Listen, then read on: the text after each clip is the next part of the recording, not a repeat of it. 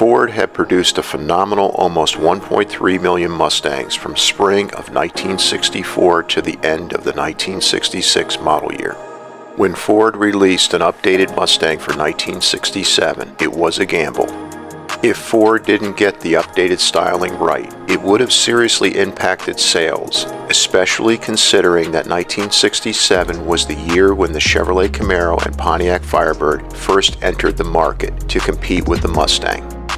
Even though 1967 Camaro production was an incredible 285,748 units, and 1967 Firebird production was 82,560 units, the Mustang outsold both of them combined, with total 1967 Mustang production being 472,121 units, which proved the updated Mustang was a big hit.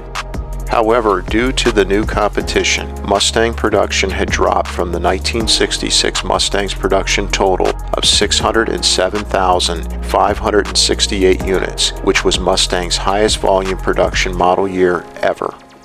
Had the Camaro and Firebird not debuted in 1967, there was a very good chance 1967 Mustang production would have surpassed 1966 Mustang production.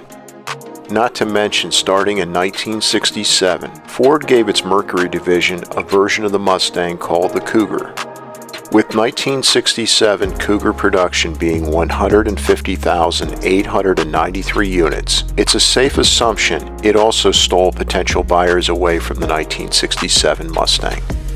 The 1967 Mustang, like its predecessor, was offered in 3 different configurations, which were the 2-door coupe, 2-door fastback, and 2-door convertible. The biggest change for 1967 was the exterior styling. Though the general lines of the 1964 and a half to 1966 Mustang were still visible with the 1967 Mustang, the softer, elegant styling of the 64 and a half to 1966 Mustang was now replaced with an overall tougher and more gritty look, especially in the front end. The twin headlights remained, but the front grille was now more angular and was larger in size. The rear quarter panels now had non-functional twin body-colored air inlets right behind the side doors. The rear taillight area was now concave, with larger vertical taillights that were also concave. Starting in 1967, the slope of the fastback's roofline now went all the way back to the rear taillight area. The previous bowed rear fastback window was now replaced with an almost flat rear fastback window. Overall, the 1967 Mustang was slightly wider, slightly longer, and slightly taller than its predecessor. Only the 108-inch wheelbase was the same as its predecessor. Ford would carry over the successful styling of the 1967 Mustang to 1968 virtually unchanged, with only the very slightest changes. The most notable of which was the replacement of the rear quarter panel side vents with a thin vertical chrome trim piece. The Mustang for 1968 was still the best-selling car in the pony car market segment the Mustang had created back in 1964. However, for 1968, the competition was getting more fierce and numerous. For instance, AMC released the Javelin for 1968, and Plymouth by 1968 had evolved its Barracuda into formidable competition for the Mustang. The 1968 Mustang's total production of 317,404 units was still phenomenal. For 1969, the Mustang would undergo a major exterior redesign. The Mustang's interior for 1967 to 1968 had evolved nicely from its predecessor. The dashboard layout, optional bucket seats, and other interior appointments had improved, but the general overall design of the 1964 and a half to 1966 Mustang was still visible in the 1967 to 1968 Mustang's interior. For the money, it was one of the best looking new car interiors you were going to find for 1967 to 1968. One big necessary change Ford made to the Mustang for 1967 was that it expanded the space in the engine bay to accommodate a big block V8 engine. When Ford engineers designed the original Mustang, they never expected the Mustang would need an engine more powerful than a small block V8. However, by 1967, the Mustang's main competitor, the Camaro, could be equipped with a 396 cubic inch big block V8, so it was essential that the Mustang also have a big block V8 option.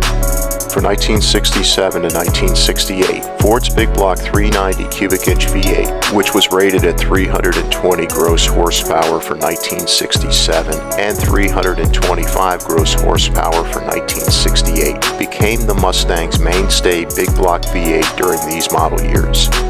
This 390 V8 was equipped with a 4-barrel carburetor, and it was known as the S-Code 390 V8. Ford also offered two very rare 2-barrel carbureted versions of the 390 V8 in the 1968 Mustang, called the X-Code and Y-Code. Both had horsepower ratings considerably lower than the S-Code.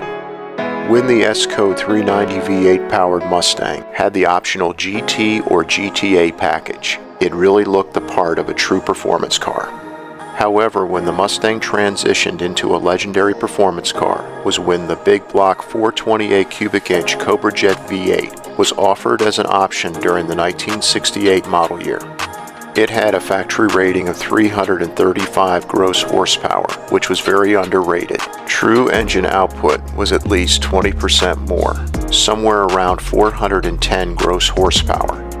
Hot Rod magazine back in the day obtained 0 to 60 miles per hour in 5.9 seconds, and the quarter mile in 13.56 seconds at 106.64 miles per hour, which showed the world the 1968 Mustang with the 428 Cobra Jet V8 was one of the fastest accelerating muscle cars of this era. The Mustang was also available with other V8 engine options for 1967.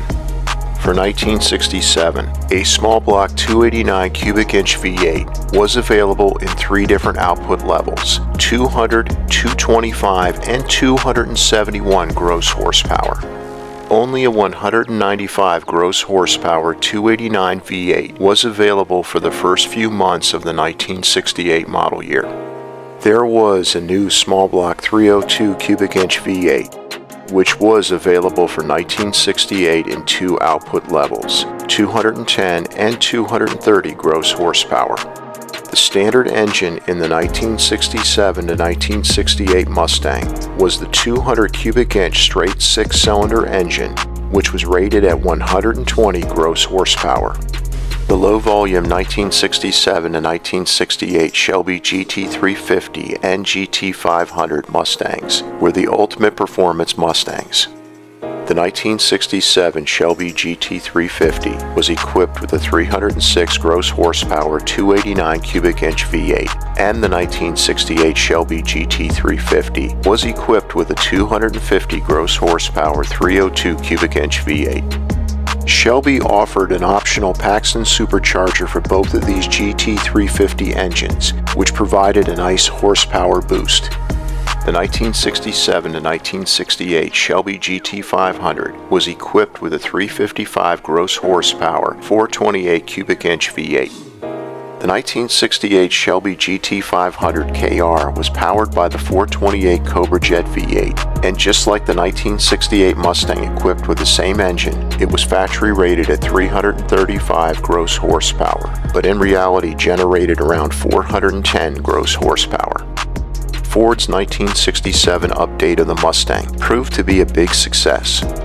The 1967 to 1968 Mustang may have had a short production life, but it had a big impact on Mustang fans.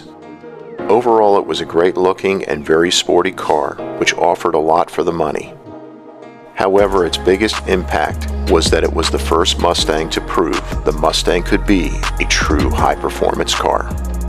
Ford releasing the 760 net horsepower 2020 Ford Mustang Shelby GT500 was due to what the 1967 to 1968 Mustang started over a half-century ago.